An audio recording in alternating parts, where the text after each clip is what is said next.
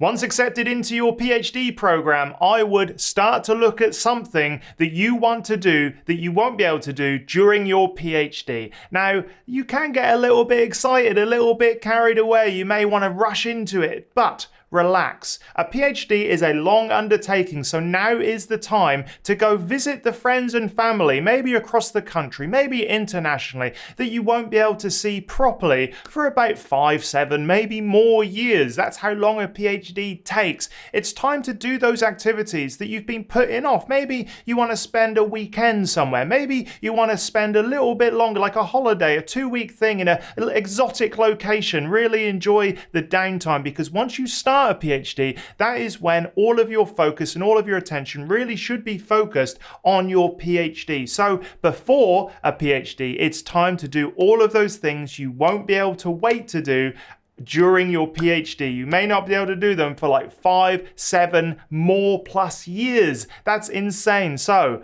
relax, do the bucket list items that aren't really bucket lists. You're not dying, you're just doing a PhD, but sometimes it kind of feels the same.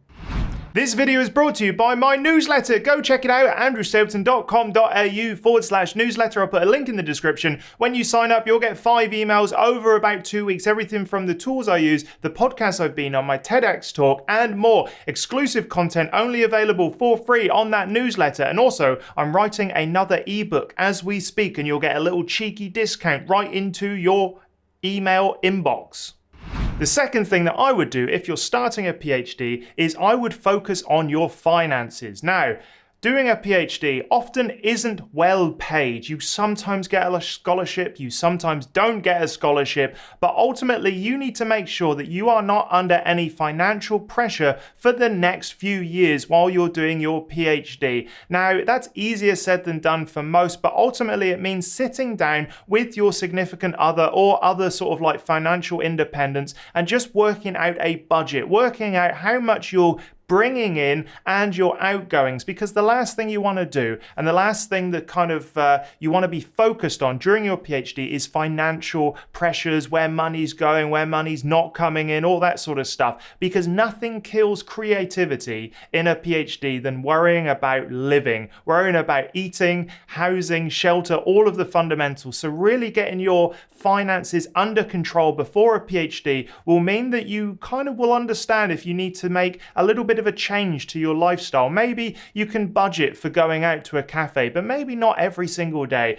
All of these little luxuries maybe have to sort of like pull back a little bit, especially if you've got children, family, other expenses, that sort of stuff. So finances is so important. One of the books that I read, and this isn't financial advice by the way, is The Barefoot Investor. The one thing I loved about that is that incoming money gets split up into a range of different buckets. You've got spending, you've got splurging, you've got emergency funds, and more. And even though it doesn't directly relate to sort of like doing a PhD, I think the basic financial advice in that book is really worth looking at and taking on board and enacting. So I'll leave a link in the description to that book, because it is by far the best financial book that I've read. It's actionable, it's sensible, read it. You're a little bit excited to get started, so now's the time to kind of look at the tools, the systems, the hardware that you need to have before starting your PhD. And I've put these into kind of like 4 categories. You've got software, hardware, any specifics for your course, and also health-related things like apps or gym memberships or something that means that you can actually look after yourself properly throughout your PhD. So let's take them one at a time. Software. Now, there are a ton of different sort of softwares appearing on the market now, specifically for academia, for students, for PhD students. Go check out my other videos. I've got 2 where I talk about the best tools and apps. I'll put a link in the description and everywhere that it goes. But ultimately, you're looking at content like Writeful, which is fantastic for helping you write academic papers. It's like Grammarly, but for academia, it's perfect.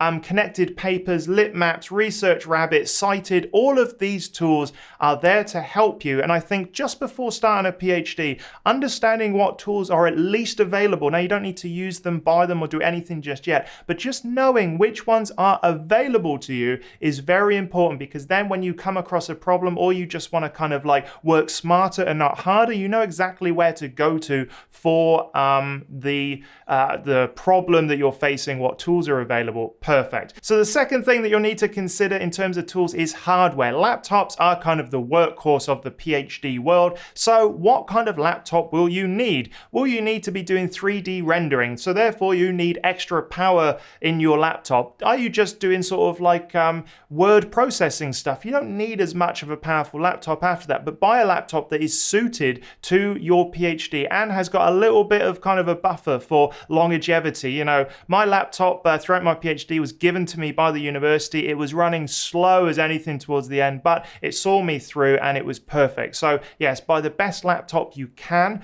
with the appropriate amount of power. Things like your phone, you know, like just hardware things, a smartphone or tools or an ebook or whatever it is, you know, these little things can make a huge difference to just making your life a little bit easier. One of my biggest annoyances is when technology doesn't work or it doesn't match how I want to use it. So just invest a little bit of time making sure that your hardware specifications and your tools are up to date for your PhD. Are there any specifics for your PhD? Lab books, notebooks, dissecting kits, whatever it is that you need for your PhD. Do you need something? And just collect these things, or at least understand where you can go to get them at the beginning of your PhD. That's very important. And the last thing is health related stuff, wellness apps, gym memberships, all of those things are so important. You need to balance your PhD work with looking after yourself, because that will give you the longevity required to get through all of the challenges. You'll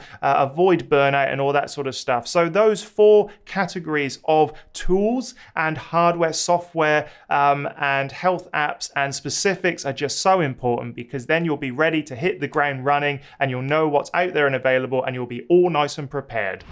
Whenever I go to a new university, whether it's for a PhD, research, postdoc, or just spending a bit of time, with a collaborator like I did when I went to the University of Queensland for a couple of weeks, the one thing I like to do before I start is get used to the surroundings. Now, I normally do this maybe 1 or 2 days before I'm actually due to start, but it's really nice to go out, have a look at the campus, go and explore the area at which you'll be working, you'll be sort of like commuting, all of those things. Just the familiarity makes that first day doing something new less stressful and less overwhelming. So I do like to take a little bit of a walk around any university campus or where I'm going.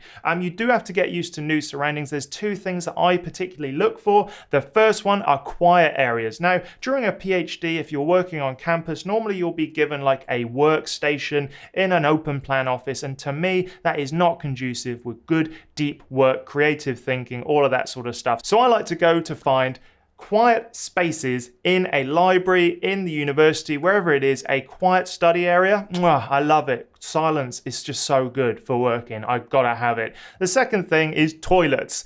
I love a good toilet. Now, toilet breaks, they're just part of PhD relaxing time for me. And I like to go and scope out toilets, ones that aren't too busy, that are tucked away a little bit, where you're not going to be sort of like bombarded all the time. And I always find 2 or 3 toilets just to relax in, do my business. And, for some reason, toilets have been a little bit of a safe haven when I have to think or get away from something. No one bothers you in a toilet, and that is what I love about it. So go scope out the toilets. You never thought that tip would be in here, did you? Now, if you cannot help yourself and you must do some work before you start your PhD, one of the things I would recommend is you do some light reading. You only look at, review papers, or you just sort of like dabble a little bit. Don't go too crazy. Don't let your mind go wild with all the different ideas and stuff you've got. Just start some light reading around your research topic. That's very important in the early stages, but don't rush into it. You can actually leave it until the start of your PhD as well. But if you're like me and sometimes you get a little bit anxious, you feel like you want to start, light reading is fine. Another thing you can do is turn up to a seminar or 2 as part of the department or research group that you're in. Don't do this a lot. Don't do it well before, but maybe just the week before. Ask if you can turn up to a departmental meeting or a presentation, or if there's a visiting scholar from another university. All of those things are just nice. You kind of sit down in a lecture theatre, someone presents something, there's some questions, you get an idea of the personalities in the room, you get an idea of how things work, and and any sort of like indication that you can get of the dynamics will really help you when you first start your PhD. Now, that is not expected. It's a little bit overkill, but you can do it. Like reading and turning up to a seminar, and I think you'll be well ahead of everyone else when starting a PhD. But it's not necessary.